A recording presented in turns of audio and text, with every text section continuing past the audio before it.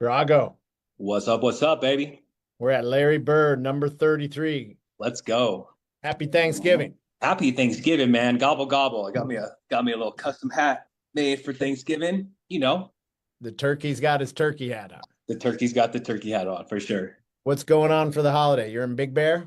Yeah, I'm in Big Bear with the family. I got a house full of kids running around. We're gonna do some Thanksgiving dinner and a lot of family time and do a lot of walks. We like to call them fart walks. We do fart walks after dinner. So Fart yeah, walks. That's to get yeah, rid of all the food. yeah, yeah. Awesome. Well, man, I'm really looking forward to hearing from your friend today. We're going to talk a little bit about addiction. We're going to talk about recovery and some guardrails, give you some tactics.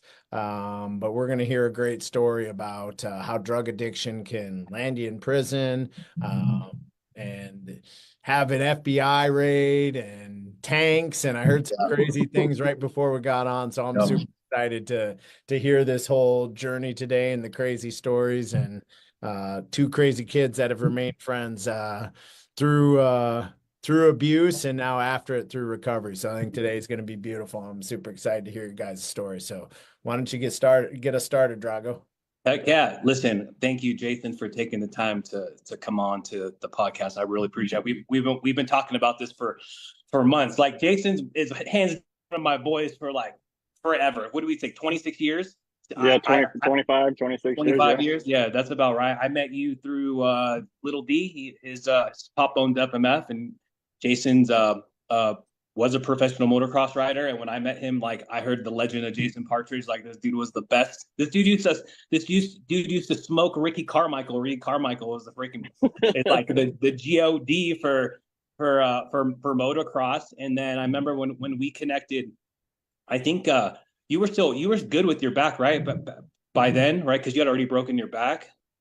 Yeah, it had been like 7 or 8 years since I 7 or broke 8 years. my back. Yeah. Yeah, yeah. And I just, dude, you're always real with me. We always hit it off, and then we kind of were like the toxic twins. You know what I'm saying? Yeah, yeah. So Our friendship probably started off great in the beginning, and then once we found out that we both liked the same kind of drugs, it was all like a wash from there. yeah, and you got to understand this was back in I don't know 2000 something, right? Like Yeah, I the mean this was literally like right when 97, 98.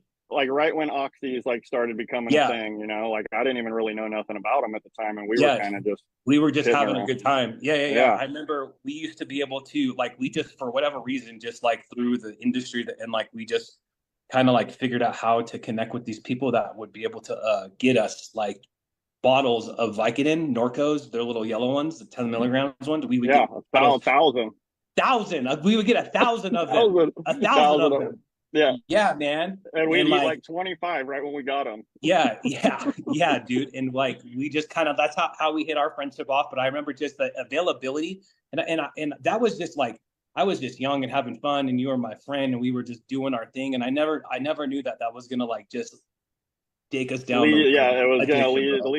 lead to the chaos that our Yeah, lives ended up being for so yeah, many years. That was crazy, right? Like we didn't think nothing about it. We were just trying to play Major League Baseball in your parents' house and eat yeah. 10 Play video Norcos. Like games. we were just having fun. Yeah, yeah, yeah, yeah. And then I remember then just it got to the point where like you wake up and you're like, oh shit, I gotta take these every day because if I don't take these, I'm not going to work. I'm not feeling good. So Yeah. that's where our friendship started. And I wanted to bring him on here because both me and Jason have stayed friends for a long, long time. Like he's my boy. Like he helped me when I went through recovery. I helped him when he went through recovery. I mean, I officiated his wedding. He's got a gnarly story, and I just wanted to bring on it because I think your story will resonate with a lot of people watching today.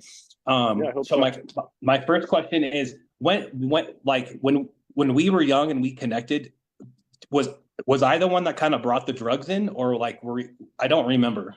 No, I don't know, really know for sure. Like, I think I was already kind of like messing around and like Yeah, doing some coke here and there with my roommate. And then like just pain pills were just always a thing for me because of my back, right? Like it was yeah, never really hard for me to get them or anything. It was just always like I just had to lift my shirt up and doctors were writing scripts for me.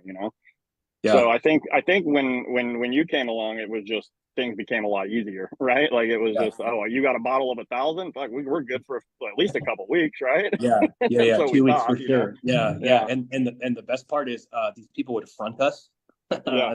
the drugs. And Like, then we would try to sell as many as we could to pay for the bottle and eat the rest, right? yeah, yeah, Yeah. fucking stupid, stupid. So okay, and then I remember that, and then But I Don't you know the definitely, number one?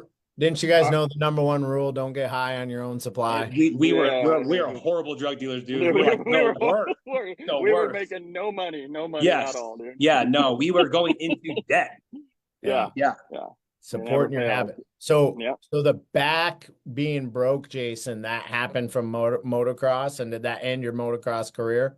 Oh yeah, I mean, pretty much. Like it happened when I was just about to turn 16. I took a year. I was paralyzed from the waist down for almost a year. They didn't know if I was going to walk again, so I still have some paralysis in my left leg from the knee down. I have drop foot, so like my left foot kind of just hangs. Like I can't lift it up.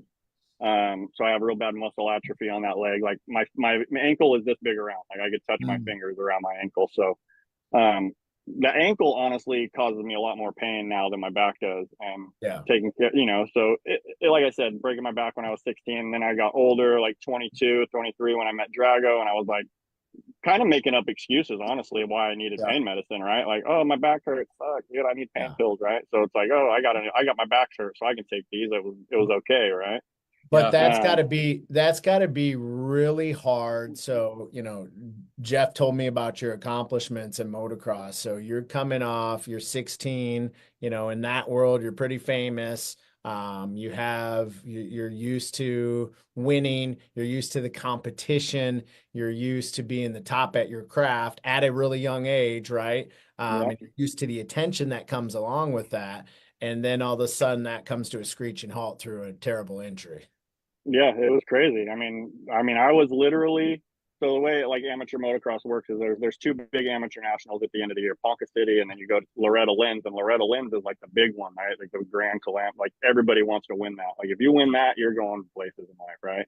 And I had already won it a couple times before, young in my earlier days, and I was a week away from going to that race, and then I was going pro after that, and I was like literally I was signing my contract the following week, and I broke my back at that first race in Oklahoma and didn't quite make it there. So I was literally a week away from, let's say I even did half of what Ricky Carmichael did, which is the guy that I was competing against at the time. I'd be sitting on 50, 60 million right now. You know what I mean? Yeah. So Yeah. but I'm digging holes, building fences, right? So that's kind of But the way things go. how did that affect you psychologically? And do you think that led into some of your abuse? And yes, you probably needed the pain pills and the prescriptions to deal with the pain. But as you came off needing that, obviously there's an addiction that builds up. But do you Yeah. think some of it was caused just by the letdown of not being able to pursue your dreams anymore? I don't really know. I think when the accident happened, I was so young that it didn't really affect me like that. I think that like it was probably like 7 years later when I really started like realizing like, fuck, dude, I shouldn't be out here living this life that I'm right now. I should be over there on the podium winning races and stuff like that. And that's when it really took over. And then my dad got really sick with cancer, and I moved back to Vegas. Um, maybe Where like you're originally and from, right? maybe like 2 years after I met Drago, yeah, where I was originally from, I moved back to Vegas to help my dad out with his business. And then when he passed away, like a year after that, it was just all downhill. So pretty much from like 24 to 35 were a huge disaster in my life. Mm.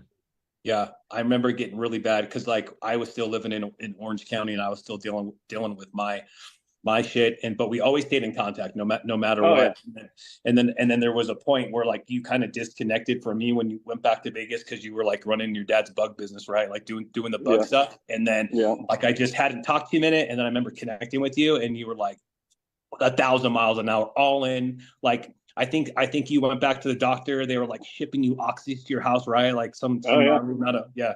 yeah. I was getting like 450 Oxy 80s and like 680 Roxy 30s a month, and plus like 180 Xanax bars, right? Yellow Well, bars.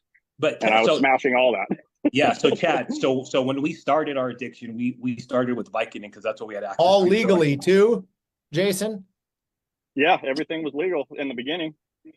I was like going to doctors right when Oxys first came out. Like, I would go into my doctor, and there would be like, I don't know what you call them, the people that come in there and like try to sell medicines to the doctors and stuff. Like they Yeah. would walk into the office and they would hand me boxes of fentanyl patches, bro. And I'm like 19 years old and they're handing me boxes of fentanyl patches. And I had no Pharmaceutical reps. like no clue. Yeah, Bro. pharmaceutical reps. And I had no clue what fentanyl patches were. And those things sat in my cabinet in my house for like 3 years, bro. I had about 400 of them in there. Yeah, and then Highly. and then and then me, well, tell the story. And then me and him had It these was two that girls we were dating. accessible. Well, no, Yeah. listen, this is the crazy part. We were dating these two girls, and we're like, oh, dude, it's Valentine's Day, so let's like cook these girls dinners. And then I found he had a bunch of fentanyl patches, and I put them all over my body. I had no idea what was going on, dude. Yeah, Yeah, that was great. Thanks for having Valentine's Day. Dude, we cooked lobster on the barbecue. yeah, dude. Yeah, we thought we were so slick, dude. We had like fentanyl I'm, patches all over us. I'm sure that was a great Dude. dinner.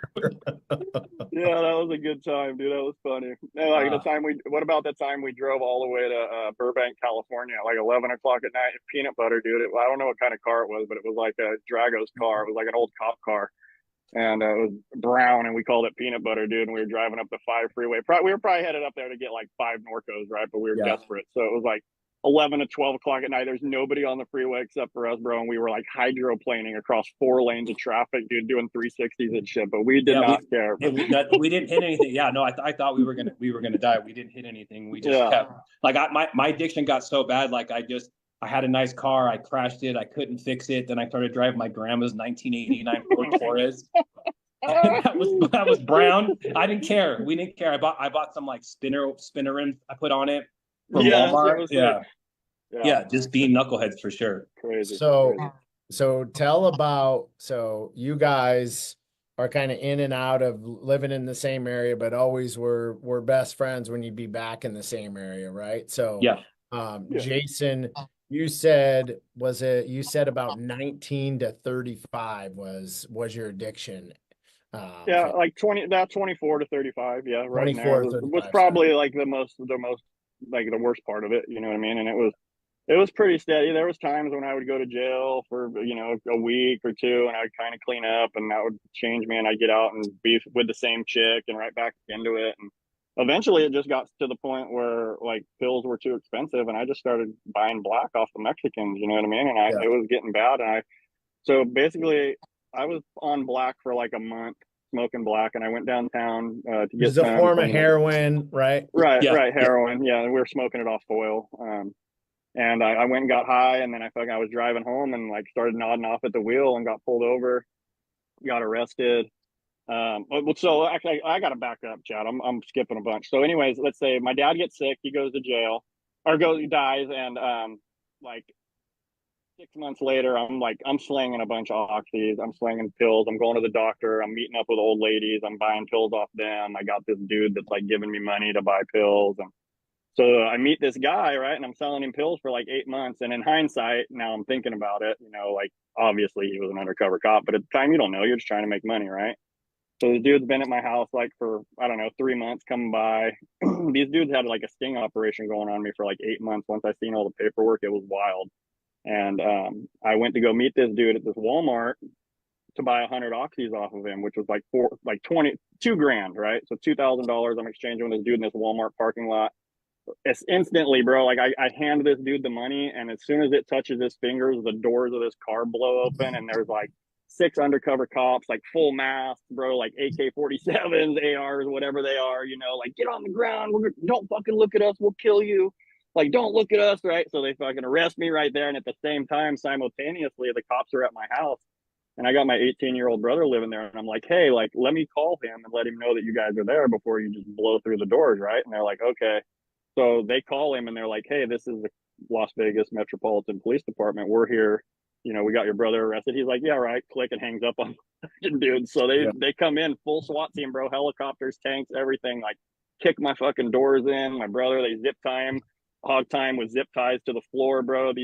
These dudes destroyed my house, homie. Like, they destroyed my house, flipped everything over upside down. And I called him and I was like, hey, Jared, the cops are there. Like, that's a real thing, dude. So I had one bottle of pills and he like hid it underneath the leg of my dresser, and they didn't find it. And all these cops, dude, are just like sitting on my couch, like flipping through the channels on my TV and stuff. Like, kicked my garage door open, put a huge dent in the side of my Lexus. Like, it was a wild situation. So I get arrested. Long story short, it cost me like 30 grand with this lawyer. I get 5 years probation. They were trying to hit me with like 54 years of prison time because Yeah, I I had remember. I had sent drugs to like Oregon and Idaho, so they got me for like interstate commerce. Like they had me on like 15 sale charges, like wild shit, bro. So it cost me 30 grand to get like this 5 years of probation. So this 5 years of probation, I'm just fucking off the whole time, right? Just doing pills, doing heroin. Like towards the end, I started doing heroin. So I'm like 3 months from the house, right? Like if I complete this probation, it's a misdemeanor. Like you're on your way down the road, right?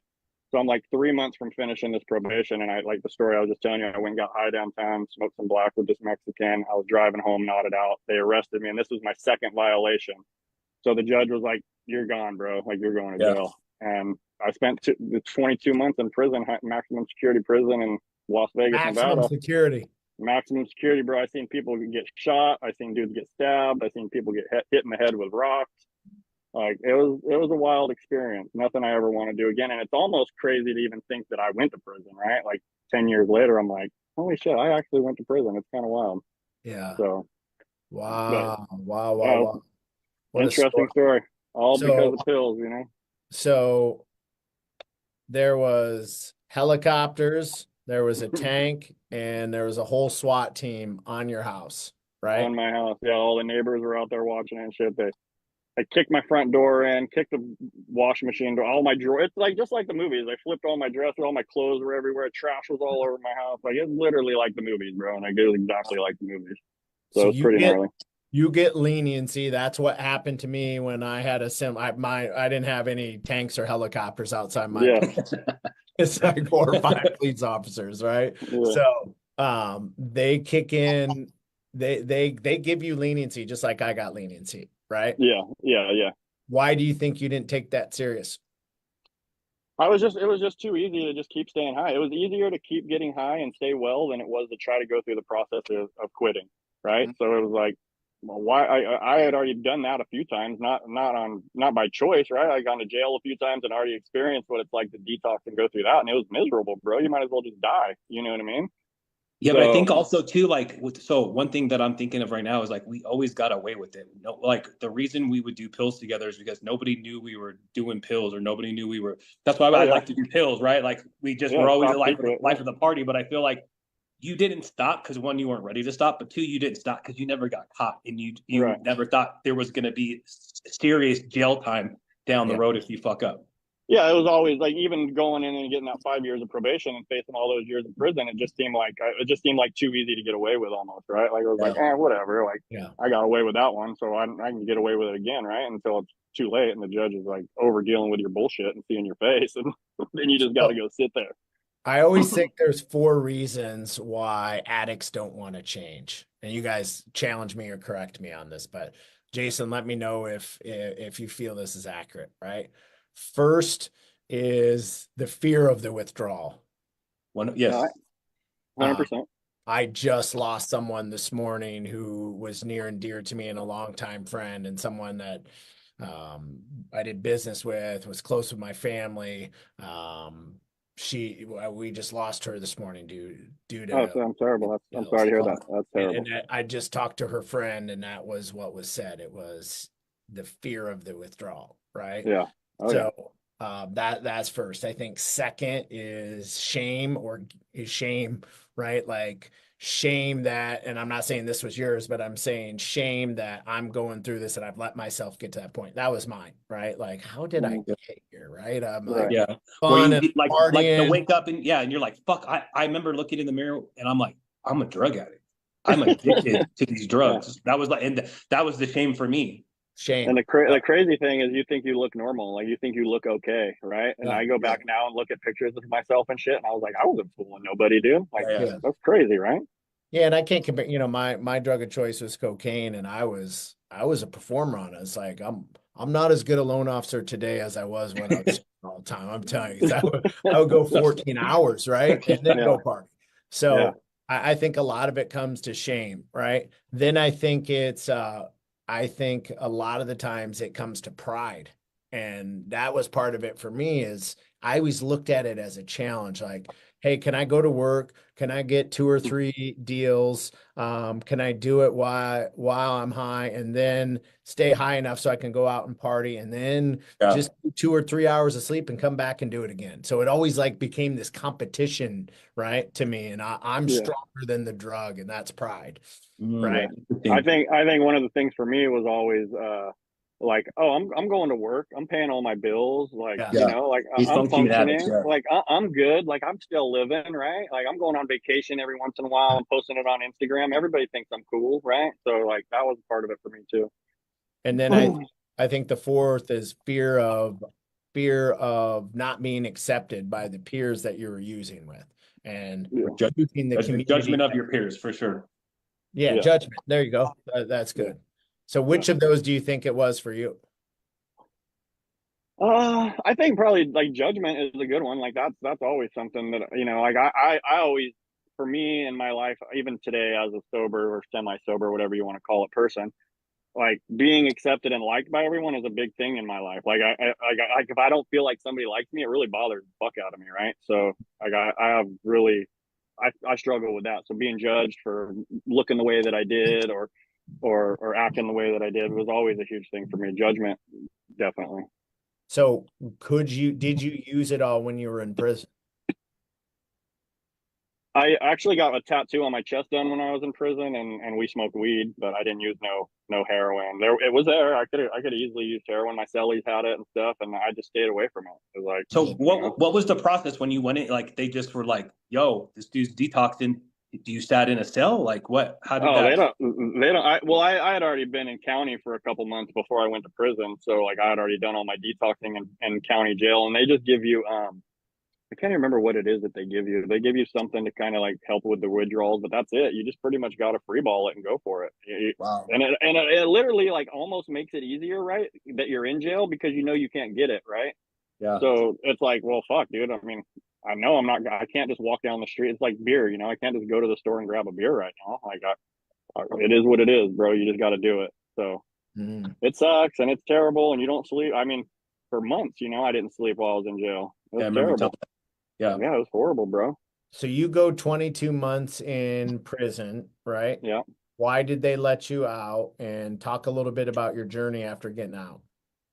Um, so I went in, and my whole experience in prison was wild, but I got my first parole. Like I was low, right? Like I was low on the totem pole of bullshit that these people had to deal with.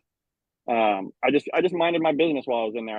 I did classes, I worked. I was a porter, so I was always working. I just stayed busy. I tried to make my time pass. I just minded my business. There was a point where some shit came up where they wanted me to like take someone out and stuff, but I was already on my way to camp, and they let my cellie take care of it, which was good for me because then I would have caught another charge and been stuck there longer. I did my last few months in camp, so that was pretty easy. Like it was a fire camp just down the street from the prison. It's not like they took me somewhere cool. Um, but they would take us out and like clean up freeways and shit like that. And I didn't like that, so I just worked in the kitchen. I got out of prison in Vegas. My mom came and picked me up. I moved straight to California Yeah. the very next day, and I've been here ever since. And I was staying at my mom's house, and I was helping one of her neighbors build a fence around their house. And my boss now lived next door to that guy, and he hit me up for a job, and I've been with the dude ever since. Uh, and like I said, I had some struggles with alcohol over the last 6 years, and I can't say that my life has honestly changed in miraculous ways up until 26 months ago. So up Yeah. until 26 months ago, I don't really think I had life figured out, and I don't know that I really still do, but I'm definitely on the right path. Let's go, dude. What do What you think? Go ahead, Jeff. I was sorry, I was gonna ask like when, because I remember you still drank, but it was never like an issue. Like alcohol was never my thing. I just don't like to drink, so I don't drink, right? Yeah. My question is at what point did you, because you were married, right? Like you got Yeah. married, and Yeah. at what point were you like, yo, like I've got a real problem with alcohol and I need to go get help? Honestly, like, I mean, my marriage was on the rocks, right? Like I kind of knew once that started happening that maybe the alcohol was an issue. But I really didn't care. Like my wife was going through things that I didn't care about because the alcohol was too important. I just wanted to come home and drink, bro. Like I'd come home from work and shut the door, and the first thing I grabbed was the fridge. And that's kind of when I started realizing this is a fucking problem. If I'm grabbing that before I am my old lady and she's bad as she is, like I got problems, right? Yeah. So I got down, like like I got down. I've always been a skinny dude, right? But I got down to like 150 pounds. I'm like 185 right now. So I was super skinny, and it was just I was at work, bro, and like I was just frustrated. Something was bothering me. And at this point I was drinking there all day long, right? I don't know if you guys are familiar with the 99 shooters. Yeah. I was drinking like 14 to 15 of those fuckers a day, bro. And I was starting my day off with four of them at 6 o'clock in the morning. And so it just I don't know. I was at work and things were frustrating me, and like I had quit my job and like went to work for this other fence company, and the grass was definitely not greener. It was way easier to get away with all this shit over there. So it just compounded the problem. And I was at work and I just told my helper, I was like, I'm out of here, bro. And he's like, what? I was like, we're going back to the shop, dude, and I'm going to rehab today. And he's like, what the fuck? And I was like, yeah, I don't know. I was like, I can't keep doing this, bro. I don't know what's going on in my life. And I drove the work truck back and parked it and called my old lady, and I was in rehab the next morning in Yeah, Santa Barbara. that's crazy. Do you think because you were sober, like with the pills and you went through everything, that like you had enough self-awareness for you to be like, yo, this is the fucking problem. Like I got to get this handled. Yeah, oh, for sure. Like I only went through the alcoholism, I would say probably for like 2 years, right? Like I drank like socially all the way up to that point, but then it just became an everyday fucking deal. And I think the signals were there, and I was able to recognize them a lot easier just because I've been going through this for 20 years of my life. So, you know, but it's still at the end of the day, it's like leading a horse to water, right? Unless I'm ready to drink it, it's not happening, bro. So I Yeah. heard it for 2 or 3 years from my wife, and my job. My boss even had a couple talks with me about it, and it didn't ever affect me until I actually woke up and seen the light. You know, and it's the true for everyone. Everybody that goes through addiction knows that it's true. It don't matter until you're ready to get out there and do it. It don't matter. So Yeah. Can't change people that don't want to change. It's my Yep. friend that I lost, the conversation I had a couple hours ago, it was, there was just not the willingness to change and change the behavior and go through the withdrawal and do the tough things. So, yeah, and you know, listen, like and like AA and stuff wasn't my thing, but to each their own. And I just pray, like, that if I can help one person, that's it. That's all you got to do is just one person. Even just being able to tell my story and whatnot. I appreciate you guys having me on here, and it's a blessing to be sober. And what they say is true, bro. And when you hear all this shit when you're going through it, you don't believe it, bro. Your life it just changes in ways that you can't even possibly imagine when you put down all the bullshit and just focus on life, right? It's crazy, homie. Like things just come at you so fast you don't even know what to do with them. You're like, holy shit, bro. Like, and it's like this pink cloud that just hasn't gone away for me, and it's just amazing. It's just a beautiful thing. So Oh, I'm really thankful that I was able to pull it off, and I oh yeah, appreciate people bro. like you being there for me. Don't so how stop do one you, day at a time. how did you stay sober after, so sober from the pills? How did you stay sober after you got out of prison? Like, what Um, were some for key, for some for defining moments and some tactics and guardrails that you've used, and talk about with the drugs and the alcohol? Like, how have you been able, you said 26 months? From the alcohol, yeah. And for me, bro, like, and I don't really have a lot of tactics or like go to AA or do this or do that specifically. Like once I'm done with something, I'm done with it, right? And just that initial, like, so that 30 days that I had in rehab away from it, like I just need that time sometimes to be able to just eliminate that from my life, right? And then Uh, once I get there, bro, it's done, right? Like I'm never going back. Like I had some dental work done and shit, and I didn't even take the pain pills from the dental work. Like I'm done with it, dude, and I'm done with the alcohol too. So, and I work construction. We spend a lot of time out of town in hotel rooms, so I'm around it all the time. You know what I mean? And it's yeah. just an out of sight, out of mind thing for me. I'm done with it, so I'm done with it. I just, Interesting. and if I feel like myself, like if I feel like I want a beer, I just go stay busy, bro. That's my thing. I just go get busy, and if there's nothing to do, I find something to do. Yeah, that's crazy how everybody's different. Like for me, like if I have to go to a meeting. Like if I start feeling that way, like Yeah, I'm in an NA meeting, sitting there talking with other people. yeah, 100%. And that's like I said, each their own, and everybody's process is different, and that's just the way mine works for me. And I just stay busy. I work a lot. I work weekends, going through this divorce. Like, yeah, that would have been prime time for me to fucking get on the bottle again, right? No, Yeah. fuck that, dude. I'm over it. I already know what that leads to. So I've been down that road enough times to already know what going back to it does. Next time I go back to it, it's going to be 10 times harder to do this again, right? Fuck that. Yeah. Yeah. I think also too, like as you grow and like I had the same thing growing that you get to a point where you've been sober long enough and then like you play the tape through, right? Like that's a good Oh, tactic yeah. I use. Like when you're Yeah. thinking about like using or like having a weak moment, I think, okay, well, so if I do that, I gotta go do this, then I gotta get money out of here, then my wife's gonna see this. It's just not worth Yeah. it for me. You got, So that, I guess that's probably one tactic I do use. I have a huge pros cons list. I do that all like daily, probably like pros cons on not just alcohol or drugs. Like you can use this shit on anything, bro. yeah. So I do definitely have a pros cons list. I do my gratitude every day. Like I wake up and I do my checklist at the end of the day, just like the other day There when I they was are. talking. I knew you had some. He's like, I don't do Hey, anything. Now he's just spitting out all this knowledge. right? So ask Drago. I just had a talk with him about this the other day, and then what did I do after I had this huge conversation with Drago, and a couple hours later I texted him and I said, hey, you know what? This is Yeah. what I really meant, bro. Like honestly, I checked in with myself, and I should not have been saying those things that I was saying. So I want you to know that I didn't mean it. You know what I mean? So I Yeah. still do. I got the list, the basics and whatnot. But as far as times when it gets tough, you just got to do that pros cons list and move on from it, bro. Yeah, for me, it's just I pray and meditate and just say, just dear Lord, take this impulse away. I Mm-hmm. don't want this, right? And I know where this leads, and I need you to take it away. And stay busy, right? Like Yeah, uh, I I will. My day is scheduled every single day from when I wake up till the end of the day with yeah, alarm. Am I perfect in it? No, but I yeah, know each and every day, like, hey, at 7:30 tonight, I'm going to play board games with my girls, right? And yeah, at 8 o'clock, I'm going to put them to bed and pray. And yeah. at 9 o'clock, I'm going to get some action from my wife.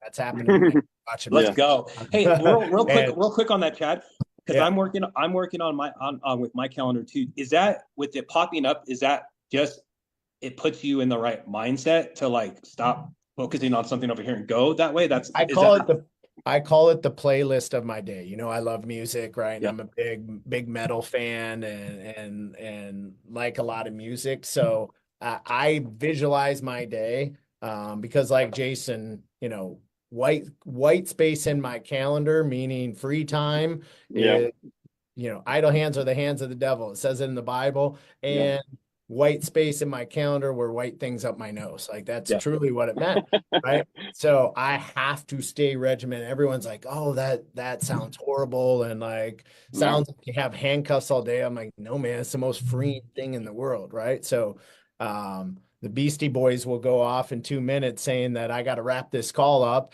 and I know I have to go meet with a client at 4 o'clock, right? yeah So, right. but that regiment just I can start my day by visualizing. I can set my alarms. I can put some cool music to it that I enjoy. And then when I hear that music, I'm not dreading something, I'm enjoying it. Like, oh, that's a great opportunity. Oh, I can't wait to see that person, or I can't wait to hear Jason's story. You were Pantera domination for right before this call. So I call it the playlist of Yeah, my day. And okay, that's dope.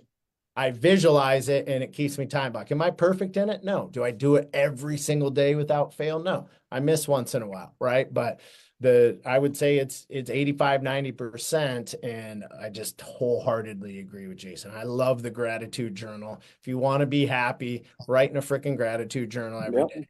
If you yep. have a problem with someone, like I found out my friend passed away today. I know a near and dear friend of hers that I had not buried a hatchet with. Right. So I wrote about him in my gratitude journal today. I called him. We had this beautiful conversation. And I buried the hatchet with him and said, man, you're just so important to me and you changed my life. And I don't want you to forget that. And I don't want to have this rift between me and you anymore. And I just took all the ownership in it. So I love it. That's great. those are the things that come out of, especially when you're upset with something, or especially when you're struggling with something. If you can write gratitude about this person, you cannot be stressed or upset and be in gratitude. It's impossible, right? Yeah. It is the most Mhm. joy you will feel. So that's just something I'm working hard on myself, that that you hit home, Jason. I always come up with a theme for the next year, and I just came up with it today, and it's to celebrate others before myself. So, man, I just want to celebrate your, your story, man, and overcoming that rock bottom and having the strength to overcome two addictions. It's an incredible story, man. I'm super glad that you shared it today, and I know you changed a lot of lives hearing it. Yeah, I'm glad I could be a part of your guys' program. And Jeff, you're my boy, dude, and I'm gonna love you till the day I die, bro. We're gonna be together forever, bro. BFF, buddy. BFF Yeah, for sure. BFF. Well, hey, Final man. thoughts, Drago. Man, no, just I liked the gratitude journal and playing the tape back because you did. I mean, we had a conversation and he was pretty hard on me, and then we circled back. He came back. He said, "Hey, man, I that's not what I was trying to say. This is what I was trying to say." So I just really appreciated that. But dude, thank you for coming on. We love you so much. Listen, if you are thinking about getting into recovery or getting sober or want help, or even take a phone call. I would much rather take your phone call at 3 o'clock in the morning than have to go to your funeral. Like, we do this because this fills our cup up. We're not trying to get famous podcasters. We want to change the stigma of addiction. So if you're thinking about it, or what I say we do find love, we do find happiness, we do find financial freedom if you want it. So if you're out there and you're thinking about, whatever you're thinking about, we are always available. So both me and Chad will put our personal numbers down in the chat. And if you have any questions or you need to talk to anybody, we got you. Any last thoughts, Chad? I would just say, man, like I had felony charges. Fortunately, I didn't have any convictions. I completed my probation barely. I had some struggles and had some relapses after my probation. I had felony drug possession and intent to deliver charges, right? And have become one of the most successful sales professionals in my industry that there is in the country, right? Jeff has been on this tremendous growth of success. We're in similar businesses. Jason was served in prison, now has a great job and a great boss that he's loyal to. I know when you're in the rock bottom and when you're masking your feelings and you're feeling horrible about yourself. All three of us have been there, but we are proof that there is a light at the end of the tunnel. And if you work hard on it and you want the help and you need the help, DM us. Our numbers will be below. We are all three just three knuckleheads that figured it out. And if we can do it, you can do it too. Yeah, absolutely. 100%. All right, guys. You have a good Thanksgiving. Love you both. Happy Thanksgiving. Bye, guys. Jason, awesome to meet you, man. I want to exchange numbers and want to stay in contact. Just incredible story. And I'm absolutely super grateful that you shared it today. And I know it will change a lot of lives. So thank you. Yeah, bro. Thank you so much. Yep. Thank you, guys. Love you both. Take care. We'll talk soon. All right, boys. Love you.